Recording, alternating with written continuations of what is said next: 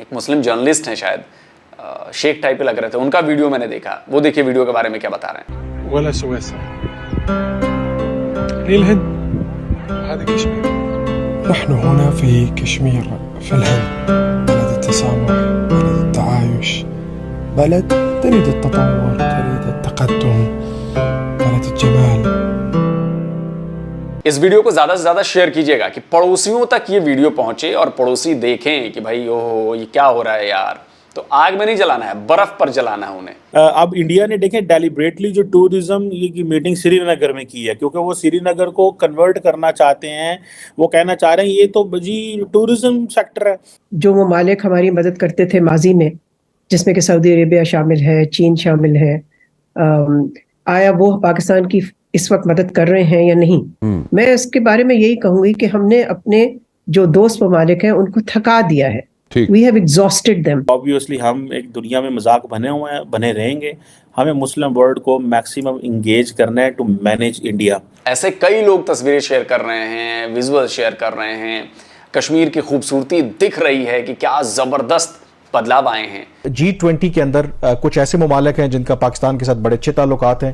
مثلا اس میں سعودی عرب ہے, اس میں ترکی ہے, اس میں انڈونیشیا بھی شامل ہے. اب پاکستان کی یہ توقع ہے کہ کم از کم یہ جو 3 ممالک ہیں یہ بھی شرکت نہیں کریں گے, جو ابھی تک کی اطلاعات ہیں. انڈیا کہتا ہے تمہیں آنا ہے آؤ, نہیں آنا بھاڑ میں جاؤ, بھاگو یہاں سے, ہٹ.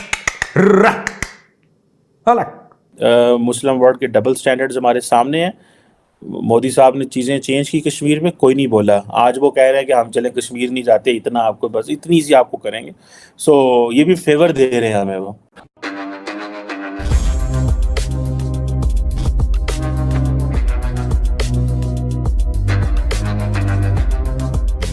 نمسکار دوستو, کل ہی وہ دن ہے جب آخرکار کشمیر میں G20 کا میٹنگ ہونے والی ہے. اور اس سے پہلے ہی ایک عرب انفلوئنسر امجد طہا کشمیر کی تعریف میں اپنا ایک بیان دیے ہیں. انہوں نے کشمیر میں کھڑے ہو کر ساری دنیا کو بتایا یہ دھرتی کوئی سوئٹزرلینڈ یا پھر آسٹریا نہیں ہے, یہ ہے بھارت, اور یہ ہے بھارت کا کشمیر, جہاں جلد ہی G20 کا میٹنگ ہونے والی ہے. اور اس کو ہی دھرتی کا جنت بھی کہا جاتا ہے. اور کشمیر میں ہی ہم کلائمیٹ چینج کا سلوشن بھی ملنے والا ہے. اور ہم کشمیر میں ہی دیکھتے ہیں جہاں ہندو, مسلم, سکھ, عیسائی مل جل کر بھائی چارے کے ساتھ رہتے ہیں, اور ساتھ میں پوری دنیا کو اپنا یوگدان بھی دے رہے ہیں انوویشن میں اور بھوشیہ کی ترقی میں. دوستو یہ سٹیٹمنٹ کسی عرب دوارا بھارت کے لیے ملنا ایک بہت بڑی بات ہے. اس سے درشاتا ہے کہ سارے اسلامک دیش کے لیڈر, سعودی عرب کے لوگ بھی بھارت دوارا کشمیر میں کیا ڈیولپمنٹ سے خوش ہیں اور وہ کشمیر کو بھارت کا اٹوٹ انگ بھی مانتے ہیں. تو چلیے دوستو اسی پر آگے پاکستانی میڈیا کا ریاکشن دیکھتے ہیں. ٹویٹر پر ایسے لوگ تصویریں شیئر کر رہے ہیں. ایک شاید ایک مسلم جرنلسٹ ہیں شاید, شیخ ٹائپ لگ رہے تھے, ان کا ویڈیو میں نے دیکھا, وہ دیکھیے ویڈیو کے بارے میں کیا بتا رہے ہیں. هني مو بالنمسا ولا سويسرا الهند هذا كشمير. نحن هنا في كشمير في الهند, بلد التسامح, بلد التعايش, بلد تريد التطور, تريد التقدم, بلد الجمال. دیکھا آپ نے, ایسے کئی لوگ تصویریں شیئر کر رہے ہیں, ویژول شیئر کر رہے ہیں. کشمیر کی خوبصورتی دکھ رہی ہے کہ کیا زبردست بدلاؤ آئے ہیں. لیکن یہ بھی ہے کہ دیکھیے ابھی سارے کام پورے نہیں ہوئے ہیں. تھوڑا سا آپ کو پتہ ہی نا کہ بابو گری کے چکر میں سارے کام پورے نہیں ہوتے ہیں. دھیرے دھیرے ڈیڈ لائن کچھ اور تھی, کام دیر سے شروع ہوا, یہ ہوا وہ ہوا. خیر جتنا بھی ہوا لیکن بہت خوبصورت ہے. اور مجھے لگ رہا ہے کہ آنے والے ٹائم میں جب سارا کام کمپلیٹ ہو جائے گا, G20 کی میٹنگ کے بعد بھی کام چلنے والا ہے وہاں پہ, تو وہ اور بھی زیادہ شری نگر جو ہے وہ خوبصورت دکھے گا. بہت ہی زبردست دکھ رہا ہے مجھے تو. اور میں پاکستان کے لوگوں سے کہوں گا کہ بھیا آئیے آپ لوگ دیکھیے, کم سے کم جموں کشمیر کے 50 ولاگرس ہیں, یوٹیوبرس ہیں جو الگ الگ سٹوریز دکھا رہے ہیں جموں کشمیر کی, الگ الگ حصے دکھا رہے ہیں جموں کشمیر کے, الگ الگ باتیں بتا رہے ہیں آپ کو. اس سے آپ کو کلیئر ہوگا کہ جو آپ لوگوں کے دماغ میں کچرا بھرا پڑا ہے نا کہ جی کشمیر میں تو ظلم ہوتا ہے, وہاں پر تو جیل بنا کے رکھی ہے, نماز نہیں پڑھنے دی جاتی, یہ نہیں کرنے دیا جاتا, ڈیموگرافی چینج کی جا رہی ہے, ہندوؤں کو بسایا جا رہا ہے. تو بھائی میرے, مجھے لگتا ہے کہ آپ لوگ غلط چیز فالو کر رہے ہو. صحیح چیز فالو کریے, جموں کشمیر سے کے لوگوں کی زبانی سنیے, وہاں کے ان کے ویڈیو دیکھیے, وہاں کی باتیں سنیے, تب آپ کو سمجھ میں آئے گا کہ حقیقت کیا ہے اور آپ کو جو دکھایا جا رہا ہے وہ پروپیگنڈا ہے. مجھے لگ رہا ہے کہ جو کشمیر کا مسئلہ ہے وہ جو پاکستان کی foreign policy on India and Kashmir ہے وہ سارے انڈیا پہ تو قابل عمل نہیں رہی، لیکن کشمیر کے تھوڑے سے حصے کے اوپر اس حد تک آپ کو ضرور سنا جا رہا ہے کہ بھائی آپ ہم وہاں پہ نہیں جائیں گے، کیونکہ یہ پرٹیکولرلی یہ انہوں نے پنچ کرنے کی کوشش کی ہے پاکستان کو، کیونکہ اگر اتنے ممالک اتنے جو شہروں کے اندر میں 55 یا 65 یا کتنے شہروں کے اندر وہ کر رہے ہیں اس کو، تو کشمیر میں بھی وہ کرنا چاہ رہے تھے want to give a message. So یہ بیسیکلی پرائم منسٹر مودی جو ہے وہ اپنے آپ کو اسرٹ کر رہے ہیں، وہ اپنی لیجیٹمیسی، اپنی پار، اپنا جو ہے وہ اس کو اسرٹ کر رہے ہیں، اور ان کے لیے اس چیز کو میرا نہیں خیال کہ انڈیا کے لیے کوئی بہت بڑا فیکٹر ہے. ٹھیک ہے، جب ممالک سنگل آؤٹ ہوتے ہیں تو دین کویسچن آنسر کرنے پڑتے ہیں، دینے پڑتے ہیں، بتانا پڑتا ہے جی کیوں ہے، لیکن لارجلی جب سارے یورپین اور ویسٹرن ممالک وہاں پہ چلے گئے تو وہ پھر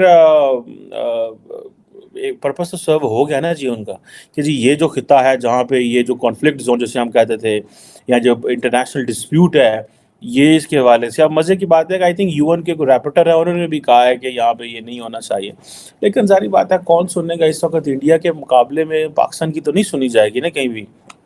اب پرائم منسٹر مودی نے اگلے دن جو ایک سٹیٹمنٹ دی ہے کہ ہم پاکستان سے بہتر تعلقات چاہتے ہیں، ٹھیک ہے جی، اور یہ ایک خوشائند قدم ہے، یہ ایک اچھی چیز ہے، لیکن کویسچن یہ ہے کہ صرف باتیں کرنے سے تو تھوڑا ہی ہوتا ہے، یہ تو آپ کو کچھ عمل بھی تو کرنا پڑے گا.